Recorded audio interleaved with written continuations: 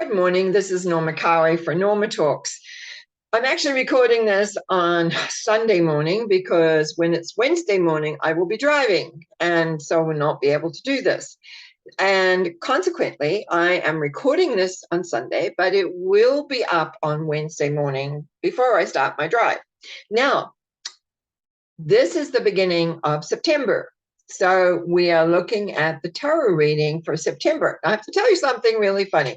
I'm sitting here getting ready for September, but I start reading and I start shuffling my cards and putting them down, and it felt funny. And I realized in my mind, I'd still said August, not September. This is a really good example how important it is that your mind is very clear when you go to read. Like when I'm reading for somebody, I have their mind, I have their energy in my mind. I have it there. So anyway, I put the cards up, the few cards that I put down, bundled them back up, and then, okay, let's get this out for September.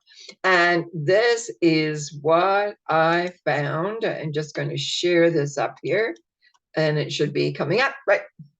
So this is September. Oh, it's so hard for me to think of that. September already. Oh, I already noticed that dark is coming earlier and earlier, which is always nice when it's going the other way. Because I really love the evenings here, the long evenings that are warm. I can sit outside and read or look at my flowers, etc. But oh man, I tell you, night comes. I think it's by 8:30 for sure right now. Where before we'd be at 10 or something. Now we're at around 8, between 8 and 8:30. It's just dark. I think I better close the blinds. Anyhow, September, here we go. And there's so much going to be going on in this month. And I know that's been predicted by a lot of astrologers and many other things, all the predictions that are going on. Now, what we see here in the beginning is the symbology of the sun. New beginnings, new things, new ideas, predicting out, maybe changes in that. I see changes. So I'm going to say between the 1st of September, which is Friday, and as I think it's Friday.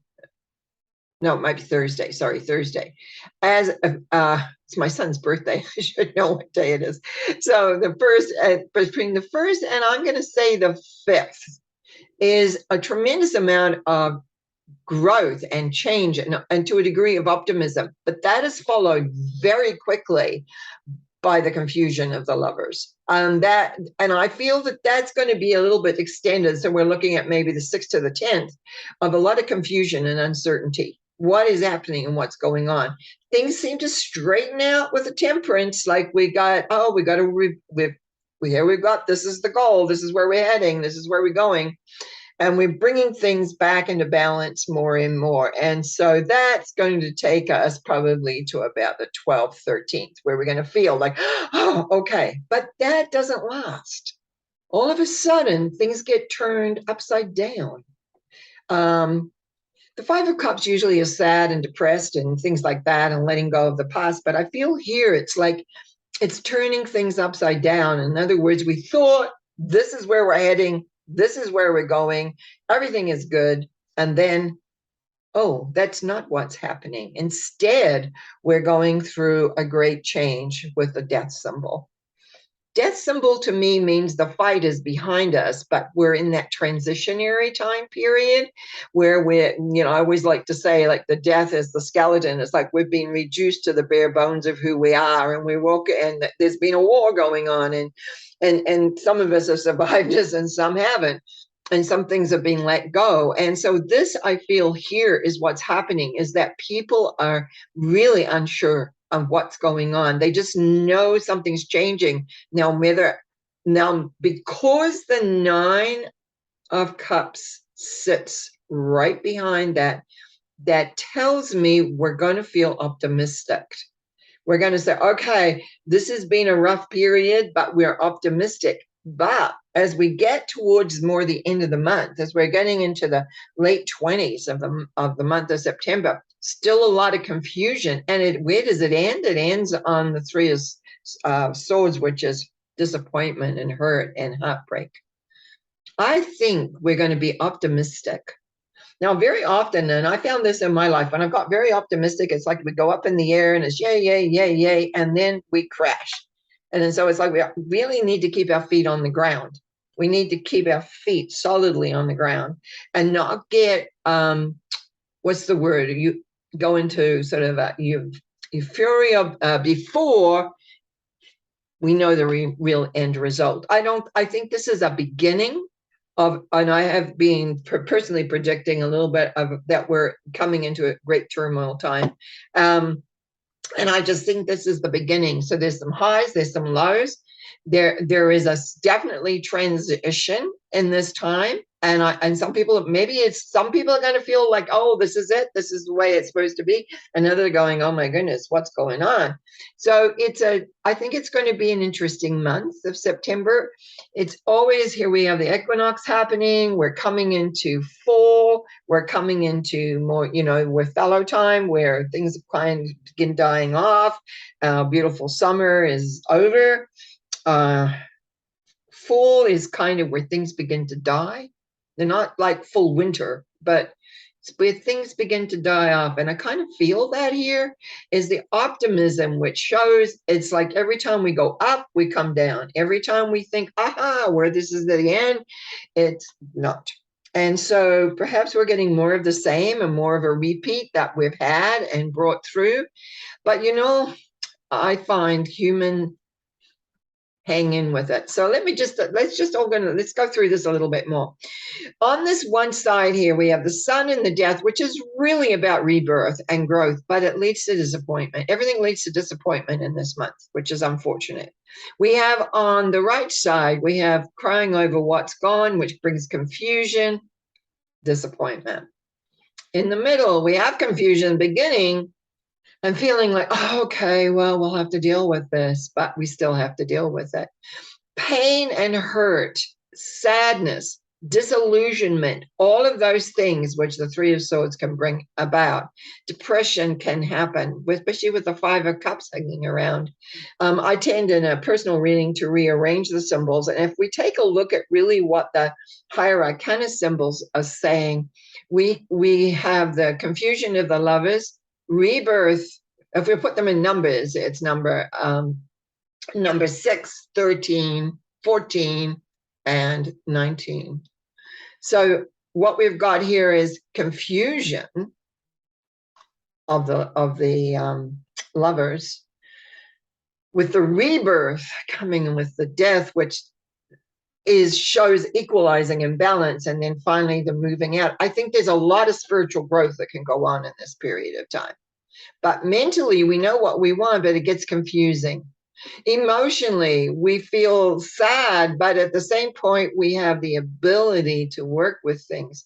It's the problems and challenges right at the very bottom with this Three of Swords here. Disappointment, Five of Cups, disappointment, sadness, confusion.